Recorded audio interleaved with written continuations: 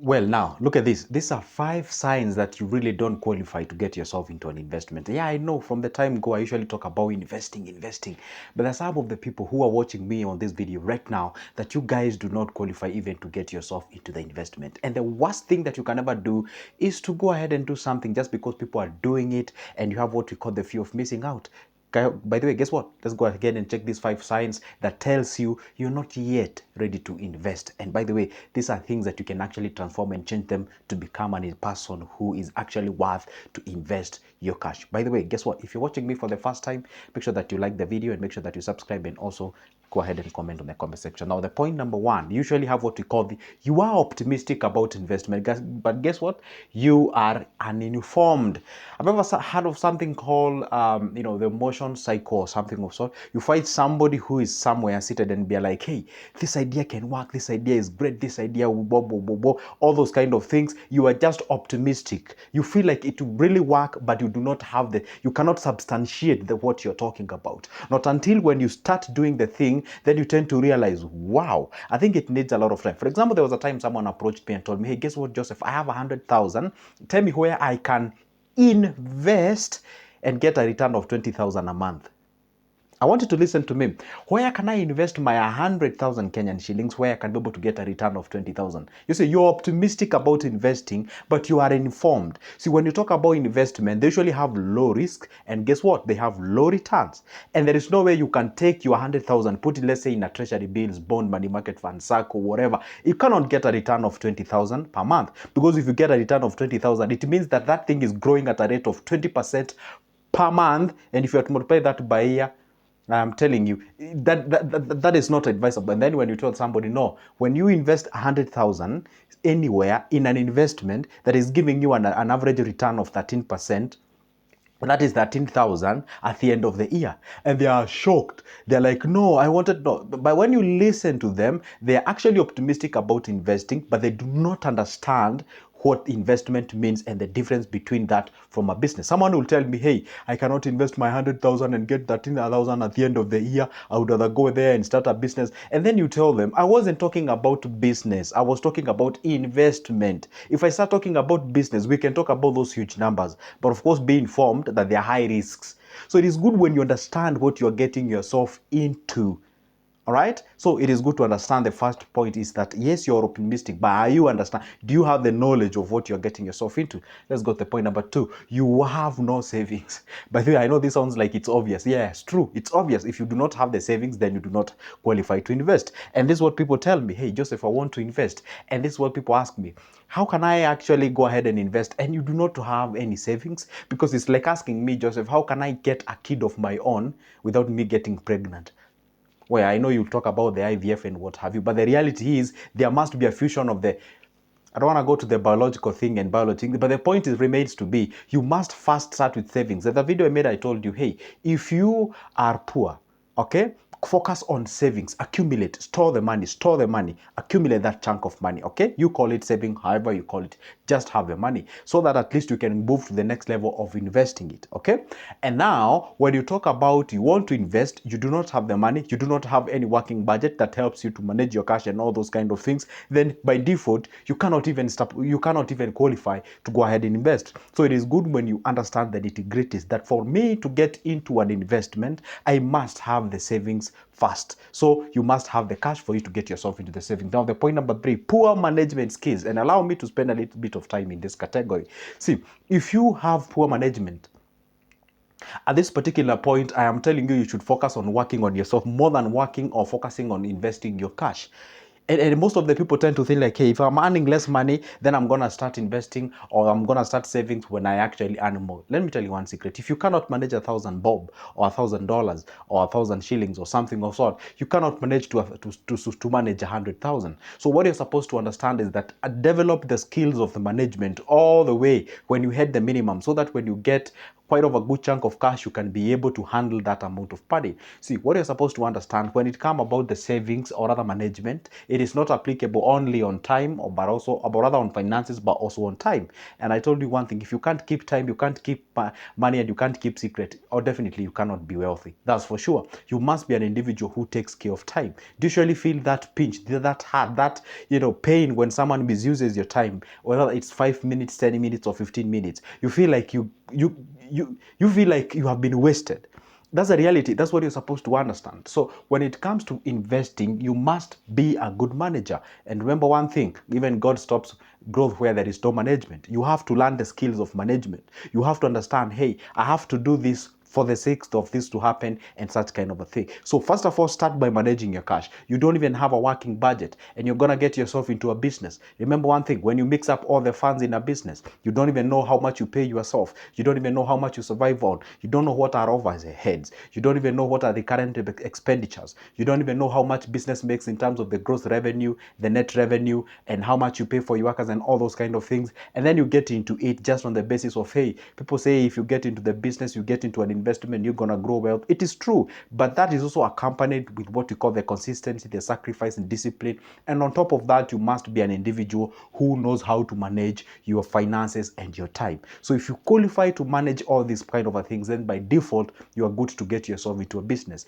You see, I always tell people, if you have the signs of not being able to manage your house, if you cannot be able to manage your house, I am telling you that will have a spillover to your business. Just the way you carry your house, the way you manage your house, the way you manage your time and finances, that is actually a reflection of exactly how your business will be. Okay? Sometimes I usually find a little bit of hard time dealing with people who you ask them a question: how much do you pay yourself? They don't even know whether you're supposed to pay yourself, and they're into the business. Then I ask them, okay, fine. Assuming you don't pay yourself, then what do you eat and how do you survive? They tell me I get the money. So you're stealing from the business. They say, no, it's my business. Yeah, I understand, but you need to pay yourself. See, now it's become a little bit complicated, and that's why I love to throw this question to you, and I'm going to throw it here. If you were to employ you, how much would you pay you? Ponder that. The next one is about, you ever paranoid. Ever met somebody who is always paranoid? You tell them, hey, guess what? We can get into a money market fund. Hey, hey, how safe is my money? How secured is my money? How will I even start that thing? How can I even make money? I don't even know. By the way, you get the thing. The person is so much inclined towards them losing money than them actually making money out of it. And let me tell you one secret. I gave you as a very simple example. If you pick two people, one and B, or one and two, one does nothing. Obviously, the result that they expect is nothing. But the other person does something. Then obviously, they has two chances. Either the thing works or doesn't work. That's the reality. And for you to actually create wealth, you must be a risk taker. And obviously, when I say risk taker, it has to be a calculative risks, not just any given risk out there just because people are taking risk. So what you're supposed to understand, it is good you understand the aspect of you not being paranoid when it comes to investment. You must be an individual who knows, hey, guess what? Yeah, and I know I'm getting myself into a dicey situation, but without me doing this, I cannot be able to go ahead and do something